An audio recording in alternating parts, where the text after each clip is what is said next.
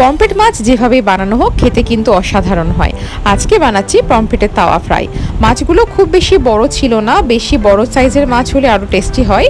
তো যাই হোক, আমি এই মাছগুলোকে ভালো করে ধুয়ে পরিষ্কার করে নিয়েছি আর একটা ছুরির সাহায্যে মাছের পেটগুলো একটু করে চিড়ে নিয়েছি। এতে করে ম্যারিনেট করার সময় মশলাগুলো মাছের ভেতরে ভালো করে ঢুকবে। এবার ধুয়ে রাখা মাছগুলোতে ছড়িয়ে দিচ্ছি স্বাদ মতো নুন, তারপরে দিচ্ছি হাফ চা চামচ মতো লঙ্কার গুঁড়ো, আর দিয়ে দেব একটা লেবুকে কেটে রেখেছিলাম, সেই লেবুর রসটা উপর থেকে দিয়ে দিচ্ছি। তো প্রথমে 3টে জিনিস দিয়ে মাছটাকে 10-15 মিনিটের জন্য একটু ভালো করে মেখে রাখবো।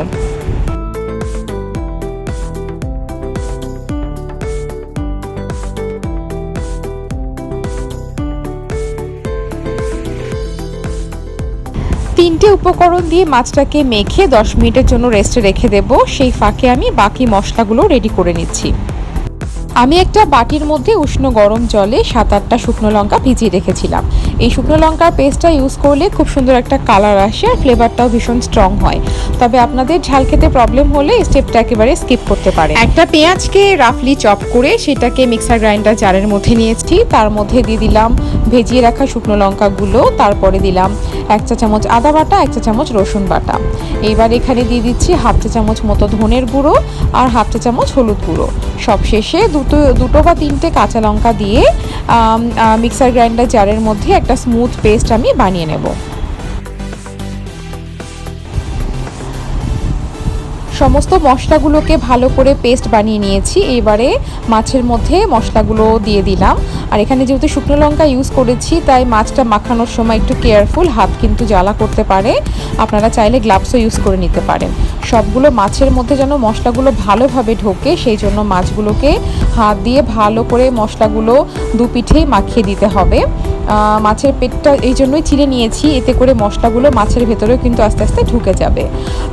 প্রত্যেকটা মাছের গায়ে মশলাগুলোকে ভালো করে মাখিয়ে তারপরে মাছটাকে 1 ঘন্টা বা তার বেশি সময়, আপনাদের যতটা সময় হাতে থাকবে, তবে মিনিমাম 40 মিনিটস রাখলে মাছটা ভালো করে ম্যারিনেট হয়ে যায় আর মাছের মধ্যে মশলাগুলো ঢুকে যায়। মিনিমাম 40 মিনিট আপনারা অবশ্যই চেষ্টা করবেন মাছটাকে ম্যারিনেট করে রাখতে। মাছটা ম্যারিনেট করে আমি প্রায় 1.5 ঘন্টার মতো এটাকে রেখে দিয়েছিলাম। তারপর খাওয়ার সময় একদম গরম গরম ভেজে নিয়েছি। প্রায় 1.5 ঘন্টা পর ফিরে এসেছি। ঢাকনাটা খোলার সাথে সাথেই খুব সুন্দর একটা ফ্লেভার এসে নাকে লাগছে। আর আমি এখানে তাওয়াতে সর্ষের তেল গরম করে নিয়েছি। এটা যেহেতু তাওয়া ফ্রাই তাই তাওয়ার মধ্যেই বানাচ্ছি আর একদম বেশি তেল লাগে না। তেলটা ভালো মতো গরম হলে তারপরে আঁচটাকে মিডিয়াম করে দিয়ে এখানে আমি মাছগুলোকে দিয়ে দেব। আমি আবারও বলছি, মাছগুলো কিন্তু খুব বেশি বড় সাইজের ছিল না। আপনারা যদি বড় সাইজের পমফ্রেট পান আর বড় সাইজের পমফ্রেট দিয়ে তাওয়া ফ্রাই বানান, অবশ্যই কমেন্টে জানাবেন কেমন লাগলো। আমার তো এটা ভীষণ পছন্দের একটা রেসিপি, একদম শর্টকাট আর ভীষণ হেলদিও। সেই সাথে লেবুর রস অ্যাড করা থাকে বলে একটু ট্যাঙ্গিও। বাচ্চারা মাছ খেতে যারা পছন্দ করে না তাদেরও এটা আশা করি খুব ভালো লাগবে। তো আমি এখানে মাছটাকে তেলের মধ্যে দিয়ে মিডিয়াম আঁচে 2 পিঠ হালকা হালকা করে ভেজে নিচ্ছি।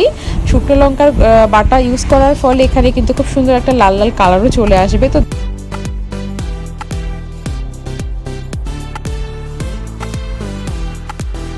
প্রয়োজন পড়লে একটু একটু করে অয়েল আপনারা ব্রাশও করে দিতে পারেন। যদি মনে হয় কোনো দিকে একটু তেলের দরকার আছে তো এভাবে ব্রাশে করে একটু করে অয়েল ব্রাশ করলে কিন্তু যথেষ্ট।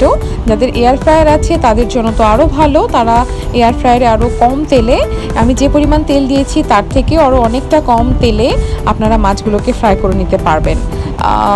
যাই হোক, মাছটা প্রায় হয়ে এসছে।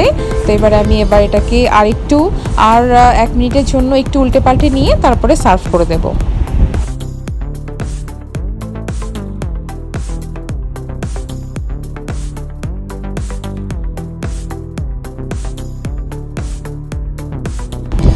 এই পমফ্রেটের তাওয়া ফ্রাইটা কিন্তু খুবই হেলদি একটা রেসিপি আর এই সাথে এটা টেস্টিও হয় খেতে। যাদের কাছে রান্না করার জন্য খুব বেশি সময় থাকে না তারা কিন্তু ইজিলি এটা বানিয়ে নিতে পারেন, খুব বেশি সময়ও লাগে না আর খেতে অসাধারণ হয়। তো যারা পমফ্রেটের তাওয়া ফ্রাই আগে ট্রাই করেছেন বা আমার রেসিপি দেখে যারা বানাবেন অবশ্যই কমেন্টে জানাবেন কেমন লাগলো। সবাই ভালো থাকবেন, সুস্থ থাকবেন, আবার দেখা হবে নতুন একটা ভিডিওর সঙ্গে।